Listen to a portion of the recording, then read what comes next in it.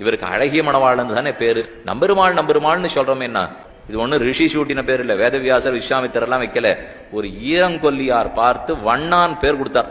அவர் தான் நம்பெருமாள் நம்பெருமாள்னு கத்தினாராம்.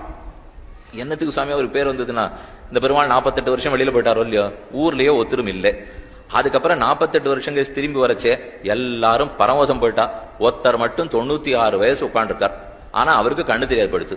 இப்ப வந்த பெருமாள் இவர் தானா, போன பெருமாள்னு யாருக்கு தெரியும்? வெளியில போனார், ஊர் முழுக்க சுத்தி இருக்கார். திரும்பி வந்தவர் இவர் தானான்னு அடையாளம் காட்ட வேண்டாம். அந்த வண்ணான் கண்ணு தெரியாதவர் ஈரங்கொல்லி தீர்த்தத்தை வாங்கி சாப்பிட்டு பார்த்துட்டு நம்பெருமாளேன்னு சத்தம் போட்டாராம்.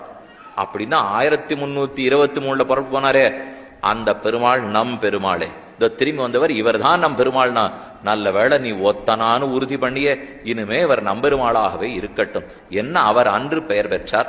ஆக ராஜகண்ட கோபாலன் ஈரங்கொல்லி ஆகியோரே நம்பெருமாள் என்று பெயர் கொடுத்தனர்.